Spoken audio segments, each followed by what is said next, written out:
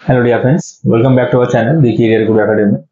আমরা আজকে শুরু করব যে পর্তুগিজ ইন ইন্ডিয়াতে যে সিরিজটা আমরা চলছে সেই সিরিজের পার্ট 4। ঠিক আছে, আমরা জানবো আগের দিনে যতটুকু জেনেছিলাম যে পর্তুগিজরা ইন্ডিয়াতে আসছে এবং তিনজন ভাইসরয় সম্পর্কে আমরা জেনেছিলাম। সেই তিনজন ভাইসরয় সম্পর্কে আমরা একে একে ডিসকাশন করব। তো ডিসকাশনের প্রথমে আমাদের যেটা নাম আছে সেটা হচ্ছে ফ্রান্সিসকো ডি আলমেইডা। এর নাম আশা করি সকলে শুনে থাকবে। সেই সময় আমাদের কিং কে ছিল ইমানুয়েল ফার্স্ট, যার কার্যকাল হচ্ছে 1495 থেকে 1521 সাল পর্যন্ত। সেই সময় আমরা দেখেছিলাম আগের দিনের ভিডিওতে যে সেই সময় ভাইসরয় হিসাবে ফ্রান্সিসকো ডি আলমেইডা ছিল। তার কার্যকাল হচ্ছে 1505 থেকে 1509 সালের মধ্যে।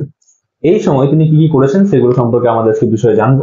যদি আগের ভিডিওগুলো কেউ না দেখে থাকো তাহলে আগের ভিডিওগুলো আগে দেখবে, নাহলে এই ভিডিওটা বুঝতে অসুবিধা হবে। ঠিক আছে, দেখো এখানে ফ্রান্সিসকো ডি আলমেইডার একটা ইচ্ছা ছিল, ভিজন ছিল খুব ক্লিয়ার, যে তিনি চাইতেন কি যে পর্তুগিজরা যেন ইন্ডিয়ান ওশানে বা ভারত মহাসাগরে সব থেকে সুপিরিয়র হিসেবে পরিণত হয়। ঠিক আছে, সুপিরিয়র বলতে তিনি সেখানে ব্লু ওয়াটার পলিসি, যাকে কার্টেজ সিস্টেম বলে আমরা জানি, সেই পলিসিটা এখানে চালু করেছিলেন। এই ব্লু ওয়াটার পলিসির মধ্যে তিনি কি বলেছিলেন যে যারা যারা তোমার ইন্ডিয়ান ওশানের মধ্যে ট্রেড করবে বা ইন্ডিয়ান ওশানের থ্রু ট্রেড করবে তাদের প্রত্যেককে কি করতে হবে, পর্তুগিজদেরকে ট্যাক্স দিতে হবে বা ওদেরকে একটা পারমিশন ওদের কাছ থেকে নিতে হবে। তো সেই পারমিশন নেওয়াটা ব্যাপারে এখানে চারজন, আমি যখন ছবি এঁকেছি ইন্ডিয়ার, এটা হচ্ছে যেখানে পর্তুগিজরা প্রথমে ছিল কালিকট, যেখানে রাজা ছিল জামোরিন। হ্যাঁ, তো এই এখানে ব্যবসা করা নিয়ে চারজনদের কিন্তু বা চারটে গোষ্ঠীর কিন্তু সমস্যা ছিল। সেই চারটে গোষ্ঠীর নাম এখানে লেখা থাকবে। প্রথম সমস্যা কার আছে, যে এখানে ইজিপ্টের সমস্যা। সেই ইজিপ্ট যখন কিন্তু মামলুক সুলতানদের তোমার রাজত্ব চলছে, তাদের সমস্যা ছিল। আরেকটা সমস্যা ছিল কাদের, গুজরাটের রাজা মাহমুদ বেগাদার সমস্যা ছিল, সেখানে বিখ্যাত রাজা গুজরাটের, তাদেরও কিন্তু এখানে মানে পর্তুগিজদের ব্যবসা করানোর সমস্যা ছিল।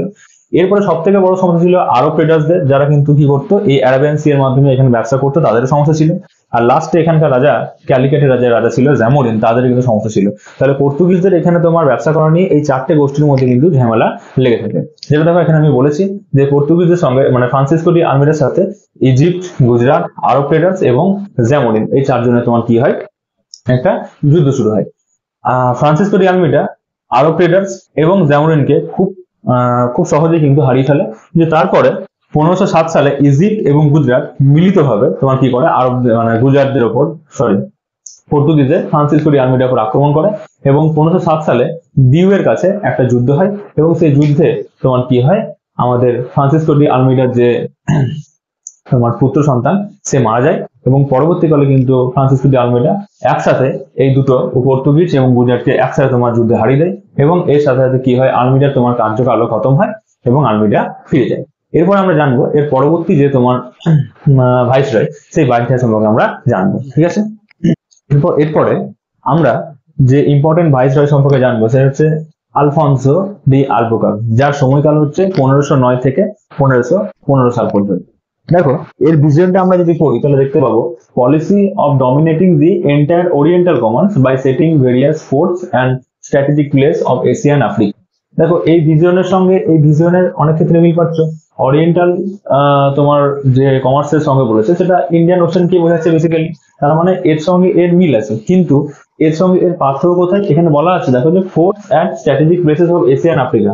ইনি কি বলতে চাইছেন যে শুধুমাত্র নাভাল এতে মানে নৌবাহিনীতে ভালো হলেই হবে না, তার সঙ্গে সঙ্গে কি করতে হবে, শুধুমাত্র মানে এশিয়া আফ্রিকার শুধু যে পোর্ট বা ইন্ডিয়ান ওশান সেখানেই শুধুমাত্র ক্যাপচার করলে হবে না, এর সাথে সাথে এশিয়া আফ্রিকার যে ইম্পর্টেন্ট স্ট্র্যাটেজিক প্লেস গুলো আছে সেগুলোকেও কিন্তু ক্যাপচার করতে হবে, তাহলেই কিন্তু কি হবে যে পলিসি অফ ডমিনেটিং কিন্তু এস্টাবলিশ করা যাবে। তাহলে আলফনসো ডি আলবুকার্ক কিন্তু ভালোভাবে বুঝেছিল শুধুমাত্র তোমার পোর্ট সিটি গুলোকে ক্যাপচার করলে হবে না, সাথে সাথে তোমার স্ট্র্যাটেজিক প্লেস গুলোকে এশিয়া আফ্রিকার ক্যাপচার করতে, তাহলে কি হবে পুরোপুরি ওরিয়েন্টাল কমার্সের উপর কিন্তু এস্টাবলিশমেন্টটা হয়ে যাবে।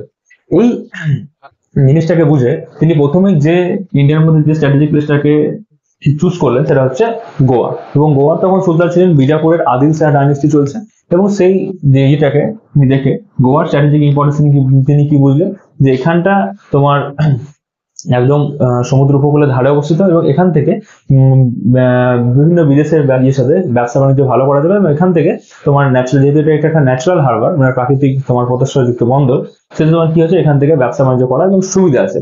সেজন্য তিনি কি করলেন 1510 সালে এই গোয়াটাকে ক্যাপচার করলেন এবং খুব সাধারণভাবেই আদিল শাহ ডাইনেস্টিকে তিনি ধ্বংস করে দিলেন।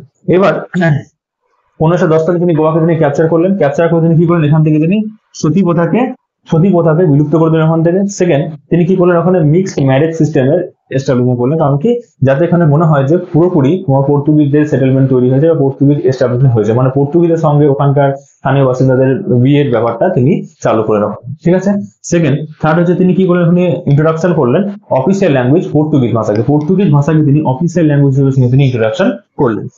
আর কি করলেন তিনি, কিছু কিছু তোমার টোবাকো, কাজু এবং কোকোনাট, নানা ধরনের নারকেলের চাষের ব্যবস্থা কিন্তু এখানে করলেন। তাহলে এই সমস্ত জিনিসগুলো তিনি কিন্তু এখানে করলেন, এস্টাবলিশ করলেন। এরপরে তিনি তার যে স্ট্র্যাটেজিক ইম্পর্টেন্স যেটা বলা হলো, যে তিনি ওরিয়েন্টাল কমার্সে তিনি ডমিনেট করতে যাচ্ছেন ওরিয়েন্টাল কমার্সকে, এবং তার সাথে স্ট্র্যাটেজিক প্লেস গুলোতে এশিয়া আফ্রিকাতে কন্ট্রোল করতে যাচ্ছেন। এই জিনিসটাকে তিনি লাগু করার জন্য কি করলেন, যে এই আমরা ম্যাপের মাধ্যমে বুঝতে পারবো যে তিনি কোথায় কোথায় কিভাবে কন্ট্রোল করলেন। দেখো, প্রথমে তিনি কন্ট্রোল করলেন কি আমাদের গোয়াটাকে তিনি প্রথমে ক্যাপচার করার পরে তারপরে তিনি এলেন কি কোথায়, কলম্বো। দেখো এক লেখা আছে এখানে গোয়াতে কলম্বো ক্যাপচার করার পরে তিনি সেকেন্ড কোথায় এলেন, কলম্বো ক্যাপচার করলেন। কলম্বো ক্যাপচার করার পরে তিনি চলে গেলেন আচিন, যেটা সুমাত্রাতে অবস্থিত, যেটা ইন্দো চায়না ট্রেড রুটের মধ্যে আছে। আচিন ক্যাপচার করার পর তিনি চলে গেলেন কোথায়, মালাক্কা ক্যাপচার করলেন। মালাক্কা পোর্ট হচ্ছে ইন্দো চায়না ট্রেড রুটের মধ্যে আরেকটা ইম্পর্টেন্ট রুট, যেটাকে তিনি ক্যাপচার করলেন। তারপর তিনি চলে গেলেন পার্সিয়ান গল্ফের যে অমরুজ আইল্যান্ড আছে, সেই অমরুজ আইল্যান্ডকে ক্যাপচার করলেন। অমরুজ আইল্যান্ড ক্যাপচার করা মানে এই পুরো জায়গাটার উপর তার কি আধিপত্য বিস্তার করা। এরপর তিনি 6 নম্বর যে প্লেস তিনি ক্যাপচার করলেন সেটা হচ্ছে আইল্যান্ড অফ সোকোত্রা, যার মাধ্যমে কি হলো, পুরো এই রেড সি এরিয়াতে তার কন্ট্রোল চলে এলো। এর মাধ্যমে তিনি কি হলো, তাহলে পুরো ইন্ডিয়ান ওশান এবং তার সাথে বিভিন্ন এশিয়া আফ্রিকার যে স্ট্র্যাটেজিক প্লেস গুলো আছে সেগুলো সব তিনি কিন্তু আস্তে আস্তে কন্ট্রোল করে নিতে পারলেন। এই কন্ট্রোলের মাধ্যমে কি হলো, পুরো এই জায়গাতে তিনি আমাদের যে ব্লু ওয়াটার পলিসি ছিল বা তোমার যে পারমিট সিস্টেম ছিল, সেই পারমিট সিস্টেমকে কিন্তু এস্টাবলিশ করে দিলেন। তার মানে এবার যেই তোমার এখানে ব্যবসা বাণিজ্য করতে আসবে তাকে কিন্তু পারমিশন নিতে হবে, কার, পর্তুগিজের পারমিশন নিতে হবে। তাই আলফান্সো ডি আলবুকার্কে কি বলা হয়, রিয়েল ফাউন্ডার বলা হয়। রিয়েল ফাউন্ডার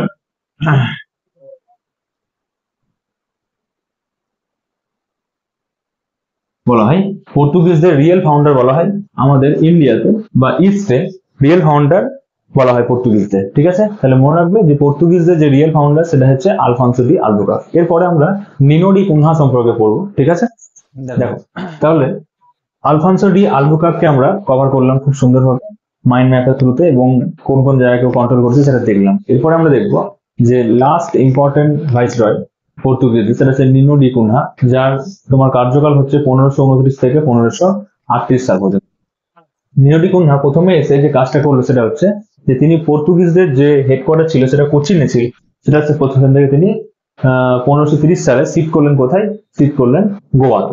ঠিক আছে, এরপরে তিনি দেখলেন যে এই আলবুকার্কের সময় তো পুরো এইগুলো কন্ট্রোল তো হয়ে গেছিল, সেই সময় তিনি কি করলেন যে ইস্টে আমাদের যে হুগলি আছে সেই হুগলিকেও কিন্তু তিনি কি করলেন, ক্যাপচার করলেন। তাহলে হুগলিকেও কিন্তু এই নিনো ডি কুনহা ক্যাপচার করলেন এবং ইস্টে তার সাম্রাজ্যকে আস্তে আস্তে এবার বিস্তার করলেন। ঠিক আছে, এরপর এই যে এদের সাম্রাজ্য বিস্তার হলো, সেই সাম্রাজ্য বিস্তার নিয়ে নিনো ডি কুনহার সাথে এদিকে গুজরাটের যে রাজা ছিল, গুজরাটের বাহাদুর শাহ, সেই বাহাদুর শাহের কিন্তু কিছু সমস্যা ছিল বলতে আমাদের পর্তুগিজদের বারবারান্ত দেখে কি হচ্ছিল, ওদের ব্যবসা বাণিজ্য প্রচন্ড ক্ষতি হচ্ছিল। তো সেই ব্যবসা বাণিজ্য ক্ষতি থেকে আটকানোর জন্য ওরা কি করলো, ওরা অটোমন তুর্কদের সাথে কি করলো, একটা সমঝোতা করলো, এবং সেই সমঝোতার মাধ্যমে কি হলো, অটোমন তুর্কদের দুটো অফিসার তোমার এখানে এলো। তার মধ্যে একজন বিখ্যাত অফিসার হচ্ছে রুমি খান, যাকে গুজরাটের বাহাদুর শাহ কি করলো, তোমাকে ওখানকার দিউয়ের তোমার গভর্নর হিসেবে এস্টাবলিশ করলো।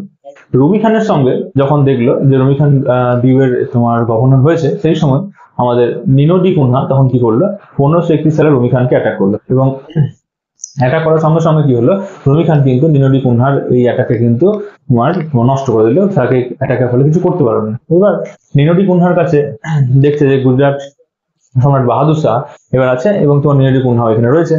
এবার সমস্যা হচ্ছে যে এখানে যে মুঘলরা ছিল সেই সময়, মুঘলদের নর্থ পার্টে মানে আমাদের ইন্ডিয়ার নর্দার্ন পার্টে মুঘলদের কিন্তু তোমার খুব বারবার ছিল, এবং হুমায়ুন সেই সময় কিন্তু গুজরাটের শাসককে বারবার কিন্তু আক্রমণ করছিল। এবং এর ভিতরে যে এখানে যে আছে যে গুজরাটদের কি আক্রমণ করার পেছনে একটা হিস্ট্রি আছে, এটা আমরা মিডাইভাল হিস্ট্রির পার্টে অবশ্যই কভার করবো।